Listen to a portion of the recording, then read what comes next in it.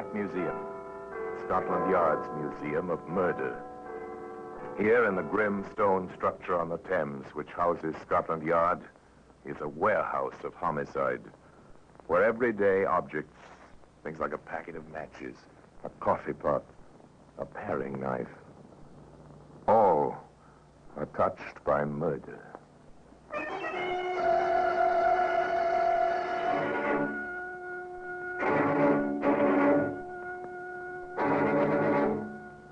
Now here is a pint bottle labeled meat juice. Perhaps you've seen one of these. Your grandmother certainly saw one. In fact, when you were a child, you may have been fed meat juice for the iron and strength it contained from just such a small glass bottle. Yet here it is, in the midst of all the other relics of death. Well, Inspector, what do you think? Mr. Hammond, we did our best. The little bit of white sediment at the bottom of the bottle, see it there still? You know what that is? Yes, arsenic. And to me, at least, the means of murdering my brother.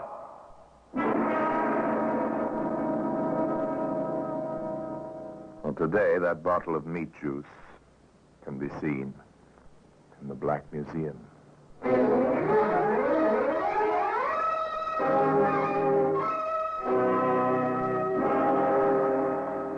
From the annals of the Criminal Investigation Department of the London Police, we bring you the dramatic stories of the crimes recorded by the objects in Scotland Yard's Gallery of Death, the Black Museum. In just a moment, you will hear The Black Museum, starring Orson Welles.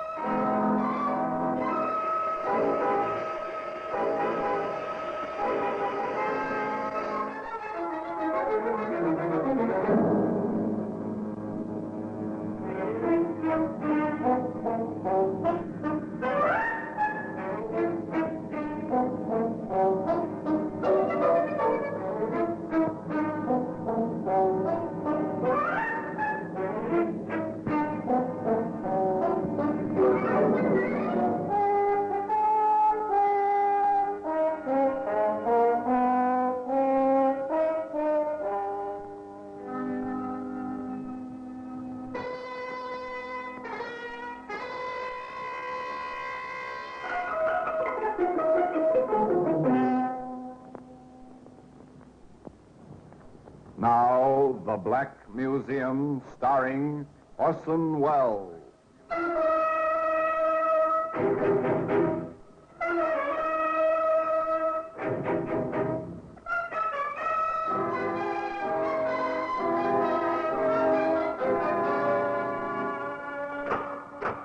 Here we are in the Black Museum, Scotland Yard's Museum of Murder.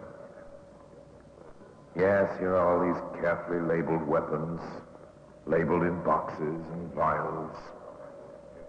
Here is sudden, unexpected, violent death. Here, for instance, is a small mirror, such as you might find in any lady's handbag. A very pretty lady used this one once to inspect an escaped tendril of soft brown hair, but what she saw reflected was not merely disordered beauty. She saw murder strike. Ah, yes, here. Here it is. The bottle labeled meat juice. Obsolete, archaic type of writing on this label, replete with flourishes and shading. No prosaic typing. Handwritten by an expert penman. Then this was only natural in the 1890s when this bottle became the focus of an odd, even a very disturbing situation. Of course, on the surface, the Hammond family, Liverpool, England, 1892, displayed no evil. All was happiness on the surface. Shall we drink to the great event, shall we? Of course, dear. Oh, forgive me, Bob. What event? There you have it, my dear. My own brother doesn't remember our wedding anniversary. Your anniversary, old man? Which one? Our 8th, Arthur. 8 years of happiness. Not to mention 6 years of our son. And Arthur, you forgot. Perhaps because I wasn't at the wedding. That's right. Robert met me and we were engaged in America. But we were married here at my aunt's home. Exactly, while I was in America myself. Well, with all that straightened out, shall we toast the occasion? After all, how many times... A pleasant family gathering on a pleasant family occasion. Nothing evil on the surface. Of course, undercurrents do show themselves occasionally. Almost 3 o'clock. The time I took my medicine. Yes, dear. Which one is it this time? The liquid or the tablets? I took the liquid at 2. That means the tablets now, dear. Oh, you have no idea, Arthur, what it means at my age to be tied to medicine bottles. How Ruth stands me, I really don't know. You're a hypochondriac, Robert. Let's face the truth. No laughing matter. These sedatives, well, I learned all about them when I was in America last. One contains arsenic, the other has strychnine in it. Oh, now you are joking. I'm not. In very small quantities, but poison, nevertheless. Here are your tablets and the water, dear. Thank you. Thank you for everything, Ruth. It's not easy, I know, for a girl to be married to a man twice her age. Don't be ridiculous, Robert. I'm very happy.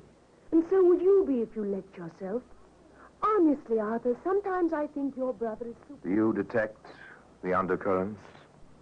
The constant harping by a 50-year-old husband on the fact that his wife is not yet 30?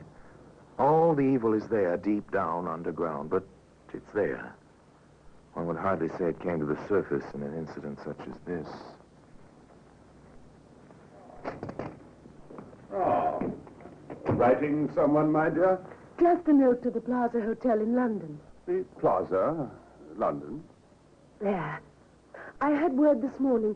Aunt Rose is very ill, and there's no one to stay with her.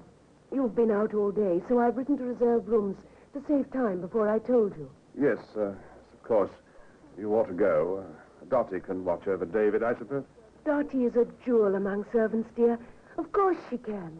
Excellent. I saw Dr. Hubert today, my dear. He's not at all satisfied with my condition. However, we shall see. He's given me another... Evil to him who evil thinks. Perhaps. Still, the greeting between aunt and niece at the Plaza Hotel in London was something to think about. Darling. Darling. Oh, my darling. Been so long. Too long, my beloved, too long. But now, my sweet, 3 whole days together. 3 glorious days. Oh, John. An interesting aunt, wouldn't you say, particularly when the young wife is half her husband's age?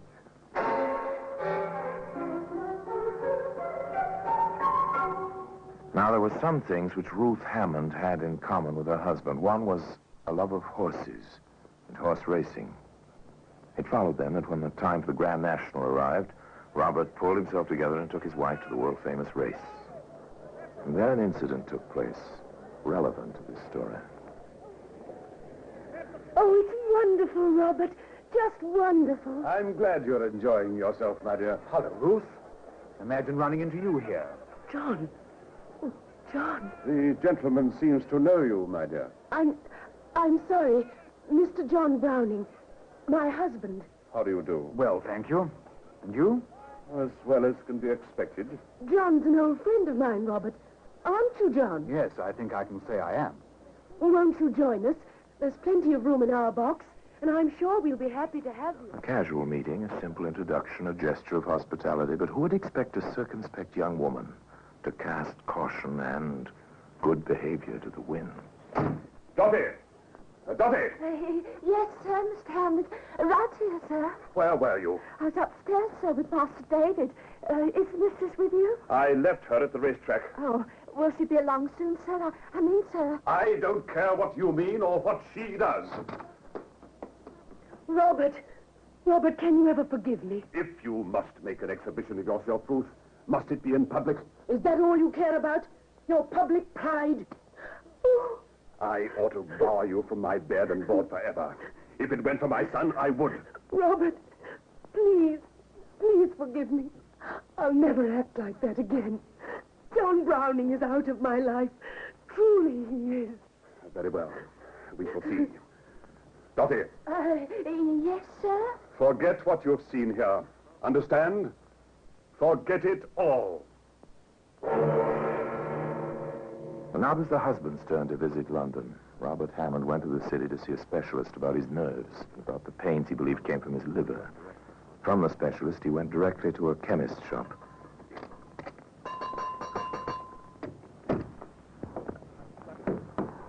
I'd like this prescription filled, please.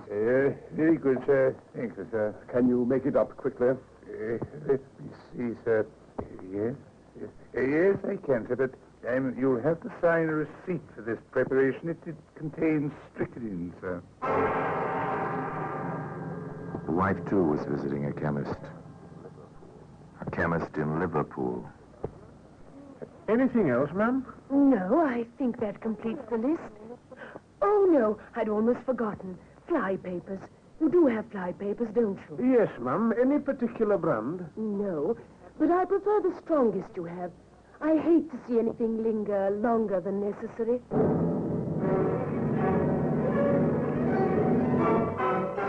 Ruth Hammond took her purchases with her. At home, she rang for the maid.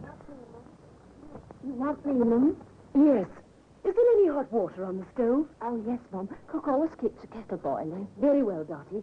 I want the kettle and the dishpan. I have to soak some fly paper. Whatever for, Mum? A druggist, or a chemist you'd call him, in America showed me how to obtain the arsenic from fly paper. It's part of a preparation to keep the complexion fresh. And my skin is none too good these days, Dottie. Fix the kettle and the dishpan, will you please? Thank you. Perhaps nothing more would have been thought about that, about the quarrel in the hall, if another event had not occurred almost immediately. Robert Hammond fell ill. Not merely the imaginary illness of the hypochondriac, but an actual illness. Dr. Hubert was called. He made his examination. Then... May I see you a moment, Mrs. Hammond? Of course, Doctor. I must admit I'm puzzled by Mr. Hammond's symptoms. His heart seems strong enough, but he complains of chest pains and this constant retching, you know. I'm worried, Mrs. Hammond. Have you no diagnosis? I'd prefer a consultation, if you don't mind. Whatever you think. Of course, Doctor. Whatever you think best. Robert's never been like this. A consultation.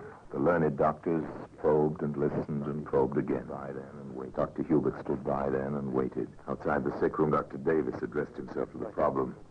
I don't like it, Hubert. All that retching. It's the prime symptom of arsenical poisoning. The man's been dosing himself with arsenical medicines for years. I know those compounds. The amount of arsenic is minute. Hubert, who is nursing him? What, his wife, of course, with some help from the maid. I want a registered nurse in there, and no one else. You don't suspect anything, do you, Davis? I want to prevent suspicion if I can. Get a nurse in there as soon as possible. Meanwhile, we'll prescribe tonics, meat juices, and that sort of thing. And I want the bottles watched, night and day. The medicines, the patient, the nurse, all that's in the sick room. Everything and everyone else outside, including the lovely wife. Yes, including the lovely wife.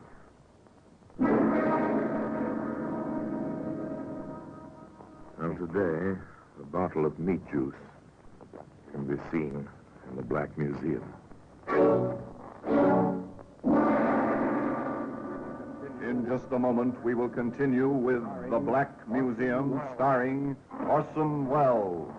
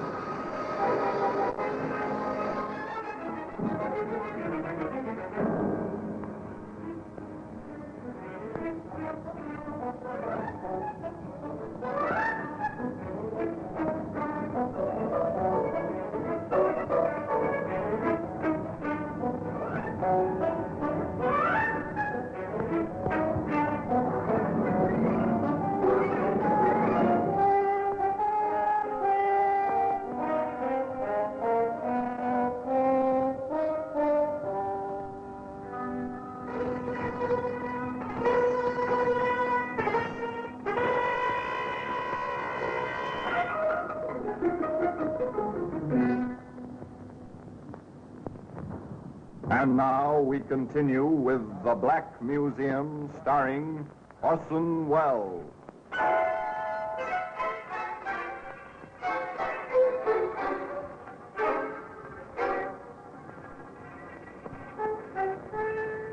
In 1892, a man might die slowly for unexplained reasons without benefit of laboratory tests, gastrointestinal examinations, or any of the aids to life and living which grace our times 60 years later. The doctors in 1892 did their level best. They used their knowledge well.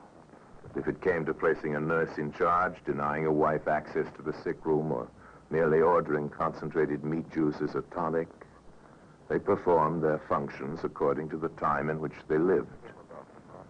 Thus it came about that Robert Hammond suffered in his bed, Ruth Hammond was ordered from his room, and his brother Arthur came to stay in that tense, foreboding household. Yes, Dottie? Oh, it's the mistress, sir. She asked me, please, to mail this letter. That letter's open. Oh, please, sir, if I can explain. Well, get on with it. Well, I was taking it to the postbox, and I dropped it, and the envelope was dirty. You can see the mud, sir. Yes, I see, but what else? I wanted to change the envelope, sir. I steamed it open. I couldn't help but read the beginning, sir, begging your pardon. Oh, Mr. Arthur, I'm so afraid for the master, sir. Let me see. Addressed to Mr. John Browning.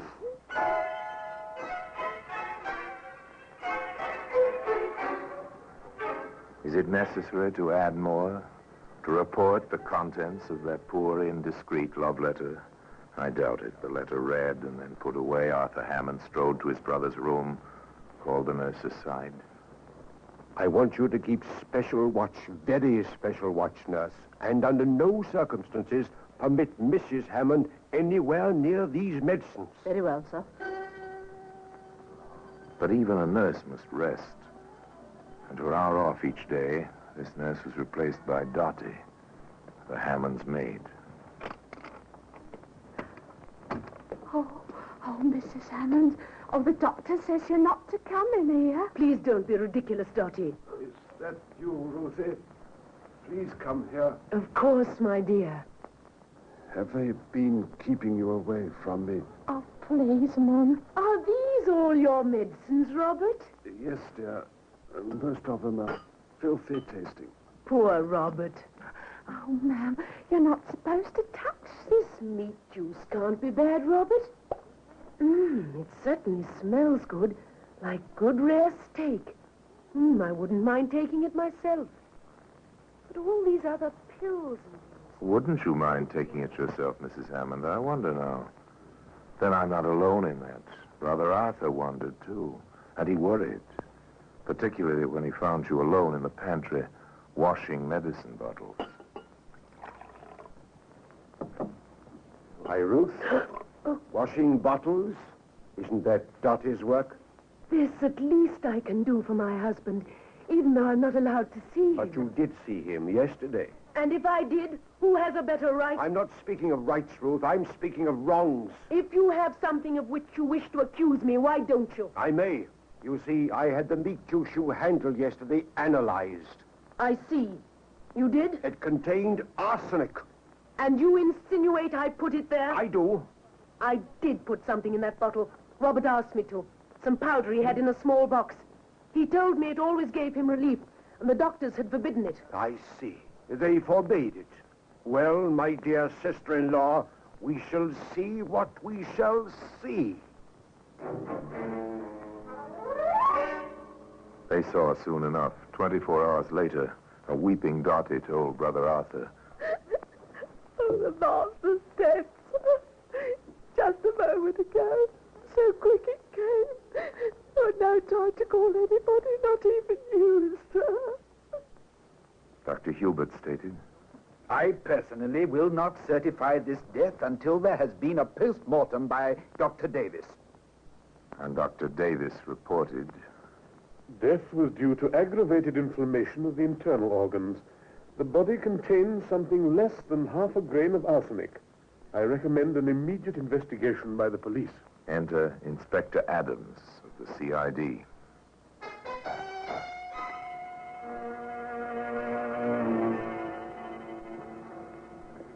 What's your opinion, Dr. Hubert, as an expert on this case? It will be very difficult to have an opinion, Inspector. You see, Mr. Hammond was a true hypochondriac. Always dosing himself with patent medicines, all kinds of prescriptions, but the man's dead. And added to the difficulty is that there seems no really natural cause for his passing. Thank you, Doctor. Not at all, Inspector. Anything I can do to help? From the doctor's office, the inspector made his way to the house of mourning. There, his first object of inquiry was Arthur Hammond. So you are suspicious of the cause of death? Wouldn't you be, Inspector? I need more facts in my possession. There are such things as libel laws, sir, and charges of false arrest. Perhaps you'd be interested in this, Inspector. And what is it? A letter written by the widow to her London paramour and discovered quite by accident. Thank you. Anything else, Mr. Hammond, which you think might be of There were interest? several things which Brother Arthur brought to the attention of the inspector, and these, in turn, brought Dottie into the presence of the man from the yard. Now, there's no need to be frightened, girl. What's all this about your mistress and a bottle of meat juice? I saw her, sir. I saw her slip something in the bottle. I kept the bottle. Here it is, sir. Did anyone else touch this bottle besides Mrs. Hammond? Only nurse, sir. She guarded the medicines proper, she did. Much better than I could. I see.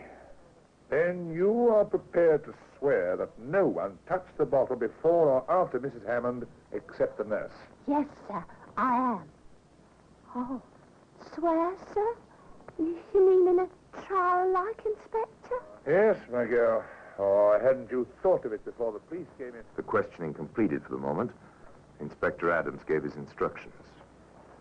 Sergeant, I want the Hammond house searched from top to bottom. Here's the warrant. Get to work. The sergeant took a crew and did go to work. Every nook and cranny of the old house was seen to. Closet walls were sounded in search of secret panels. Hearthstones were pried loose. Even the coal bin was emptied.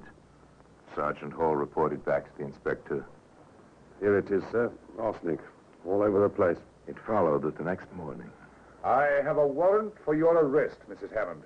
The charge is willful murder. It was a celebrated trial. The courtroom in Liverpool was packed with the curious, the cruel, and the very, very few who found some sympathy in their feelings.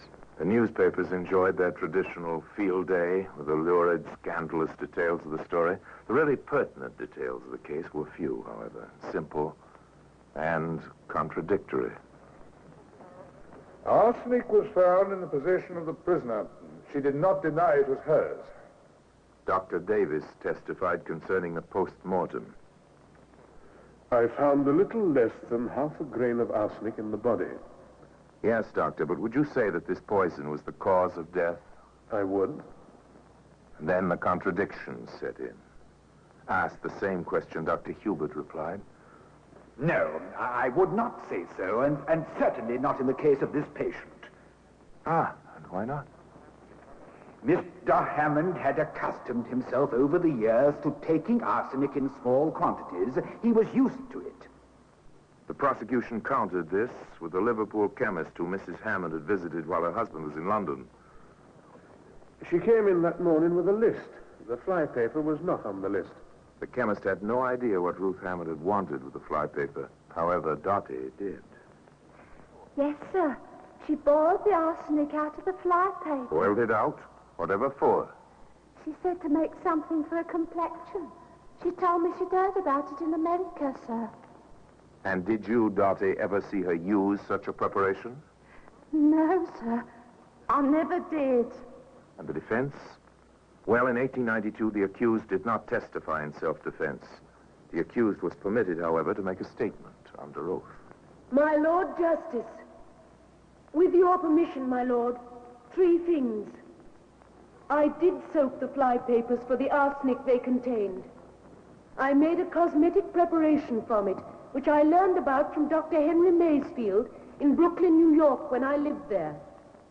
I did put powder into my husband's medicine. He asked me to. It was a preparation he brought back from London, which had helped him many times before, but which his doctors here refused to give him. Finally, my Lord, I wish to state that for the sake of our son, for David's sake, my husband and I had a complete reconciliation. And on the day before his death, I made a full confession of the terrible wrong I had done him. The jury retired. The court waited. The prisoner waited. The crowds waited. Hours passed. Then the knock on the locked door of the jury room. The bailiff opened. The 12 good men and true filed back in the jury box. The judge's gavel rapped.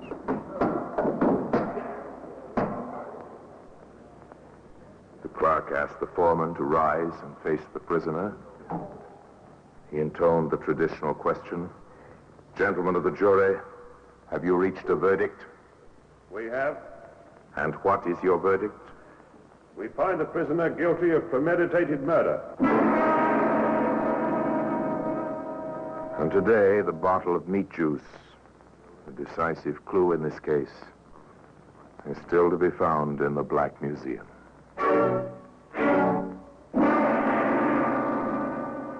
Orson Welles will be back with you in just a moment.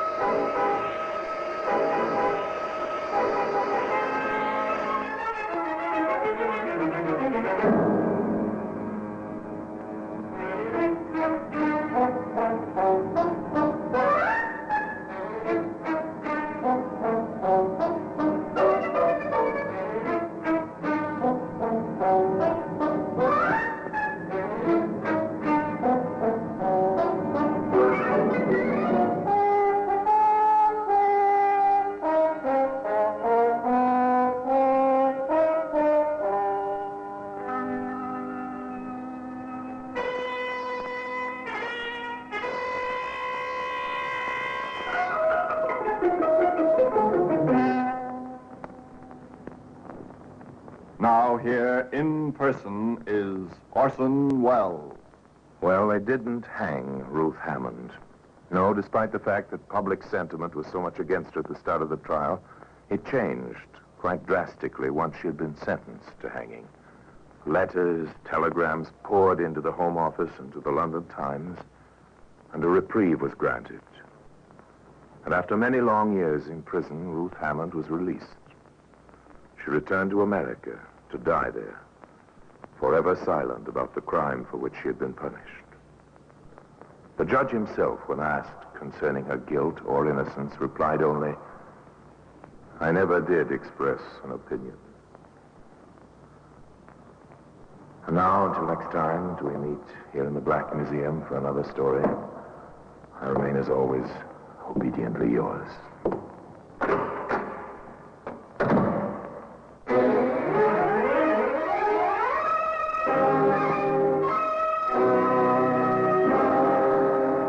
The Black Museum, starring Orson Welles, is presented by arrangement with Metro-Goldwyn-Mayer Radio Attractions.